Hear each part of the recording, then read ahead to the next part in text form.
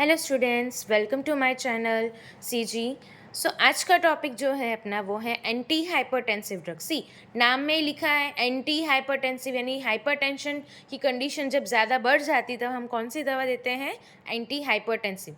तो सबसे पहले हाइपरटेंशन क्या है? तो डब्ल्यूएचओ के हिसाब से जब सिस्टमिक बीपी का लेवल बढ़ जाता है, यानी सिस्टोलिक बीपी 140 mmHg हो जाए या उससे बढ़ जाए, या डायस्टोल बीपी 90 mmHg से बढ़ जाए, तो उस कंडीशन को आप क्या बोलोगे? हाइपरटेंशन बोलोगे। यानी हार्ट पे बहुत ज़्यादा स्ट्रेस आता है, लोड लेते हैं, तब उस कंडीशन को आप बोलोगे हाइपरटेंशन। उसके बाद यहाँ पे कुछ क्लासिफिकेशंस हैं, ठीक है। यहाँ मैंने रेंज लिखी है। नॉर्मल कितनी होती है हमारी? 80 mmHg डायस्टोल और सिस्टोलिक 120 mmHg। बॉर्डर लाइन जो है उस कंडीशन को आप प्री हाइपरटेंशन भी बोल सकते हो, जिसमें डायस्टोल 80 से 90 है और सिस्टोलिक बीपी जो है 120 से 140 है। फिर थर्ड स्टेज जो आता है वो है आपका हाइपरटेंशन। उसके अंदर भी मेन 4 स्टेजेस हैं। फर्स्ट जो है वो माइल्ड है, मॉडरेट, सेकेंड जो है मॉडरेट है, थर्ड है वो सीवियर है, and fourth one is a very severe, ठीक है। फर्स्ट माइल्ड है, उसका रेंज क्या है? 90 से 99। देन सेकेंड जो है वो 100 से 109 है। Then third 110 to 119। अब इसको याद कैसे रखेंगे? सी लास्ट वाली वैल्यू है ना बॉर्डर लाइन की 90, ठीक है। तो देखो 9 है, 9 10 11 12, ठीक है। और यहाँ 140 है, 14 15 16 17 18 22 10, इस तरीके से आप याद कर सकते हो, ठीक है। ये मेनली कितने टाइप्स के होते हैं? तो 2 टाइप्स के होते हैं, प्राइमरी एंड सेकेंडरी। प्राइमरी का क्या एग्जैक्ट हमें इटियोलॉजी पता नहीं होती, लेकिन हाँ हम बोल सकते हैं कि जेनेटिक वेरिएशन या स्ट्रेस की वजह से ये सब कुछ हो रहा है। और सेकेंडरी जो है वो क्या है? या तो रीनल फेलियर की वजह से हो सकता है, डायबिटीज मेलिटस की वजह से हो सकता है, ओबेसिटी की वजह से हो सकता है, या तो अल्डोस्टेरोनिज्म की वजह से होता है, यानी कि पहले से जो बीमारी है उसकी वजह से ये कंडीशन देखने को मिलती है। उसके बाद हम आ जाते हैं कि ड्रग्स। अब कौन कौन सी ड्रग हम दे सकते हैं?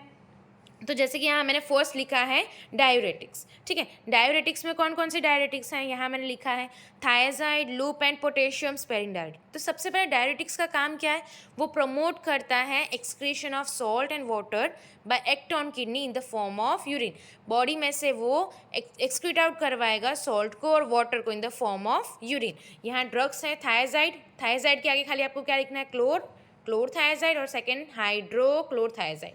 Loop diuretics loop of Henle पे वर्क करता है, उसकी ड्रग फिरोसेमाइड है, इथाक्रेनिक एसिड है, पोटेशियम स्पेरिंग की स्पाइरोनोलैक्टोन और एमाइलोराइड है। सेकेंड ड्रग है आपकी calcium channel blocker. Calcium channel blocker क्या है?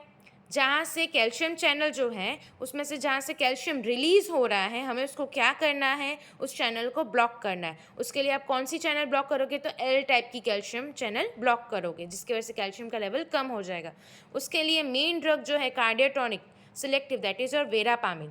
देन निफेडिपिन है, एम्लोडिपिन है, diltiazem. Third one is your potassium channel opener, minoxidil, nicorandil and डायजॉक्साइड।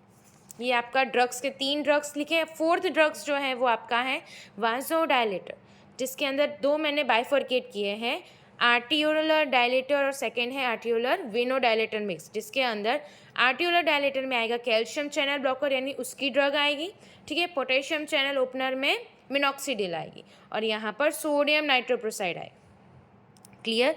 अब फिफ्थ वन जो है वो है ड्रग एक्टिंग ऑन रास, ठीक है। आपने रेनिन एंजियोटेंशन सिस्टम पहले पढ़ चुके हैं, ठीक है। तो अब हमें क्या करना है? ये ड्रग्स हम कैसे यूज़ करेंगे ये हम मैकेनिज्म ऑफ एक्शन में ही समझ लेंगे, ठीक है। तो अब आ जाते हैं हम 6 वाले ऑप्शन में, that is your drug acting on sympathetic system. उसमें क्या सेंट्रली एक्ट करेगा, यानी अल्फा 2 रिसेप्टर जो स्टिमुलेंट है उसमें ड्रग आएगी आपकी alpha methyl dopa and clonidine. Second है कैटेकोलामाइन डिप्लेटर, जिसमें रिसरपाइन आप यूज़ करोगे।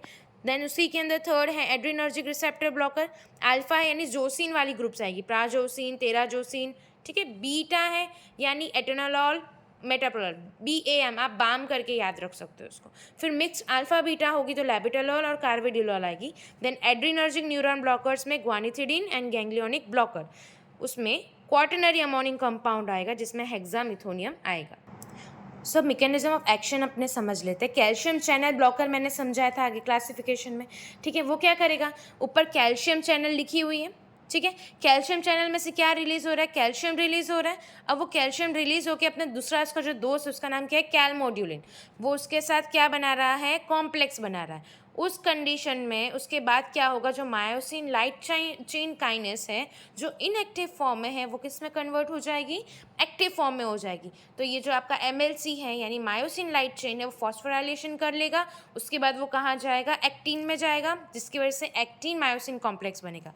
अब जब ये होगा तो कॉन्ट्रैक्शन होगा, और क्या होगा, कॉन्ट्रैक्शन होगा तो ब्लड प्रेशर बढ़ेगा, ब्लड प्रेशर बढ़ेगा तो फोर्स ऑफ कॉन्ट्रैक्शन बढ़ेगा, हार्ट रेट बढ़ेगा, कार्डियक आउटपुट बढ़ेगा।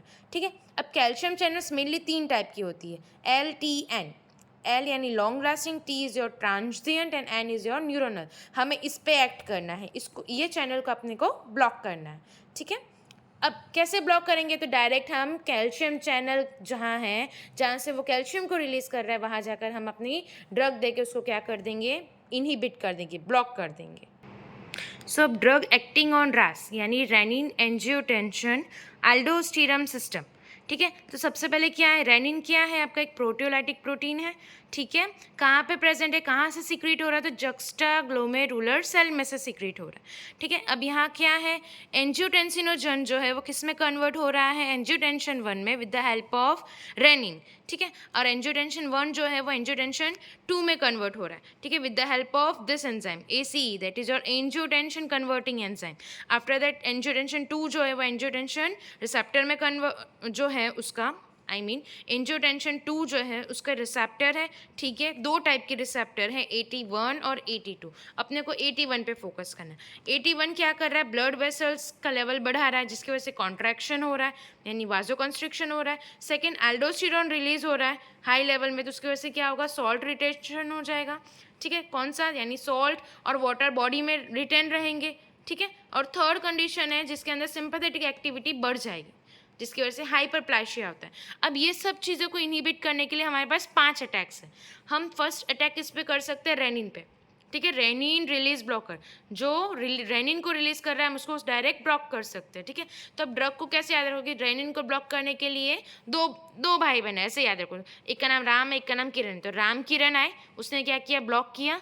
ठीक है, सेकेंड है ACE, यहाँ पर हम इनहिबिट कर सकते हैं, अटैक कर सकते हैं। सेकेंड AC यानी कैप्टन होगा इनका। ठीक है, तो ACE का कौन इनहिबिट करेगा, दैट इज योर कैप्टोप्रिल। अब इन दोनों की लड़ाई में इसका सर दुख गया, यानी इसका ड्रग का नाम आप इस हिसाब से याद रख सकते हो, दैट इज सरलासिन। ठीक है, अब उसके बाद आप 82 यानी जो ये है रिसेप्टर, 82 को तो आपने साइड में रखा है, मेन अपना किस पे फोकस है, 81 पे। तो 81 को कैसे इनहिबिट करोगे, लोसार्टेन ड्रग देके। एंड देन जो लास्ट है आपका एल्डोस्टेरॉन का रिलीज, जो बहुत हाई लेवल में हो रहा है, जो सॉल्ट को रिटेन कर रहा है, उसको आपको कम करने के लिए आप क्या दोगे, डायबिटिक्स दोगे, दैट इज योर स्पाइरोनोलैक्टोन।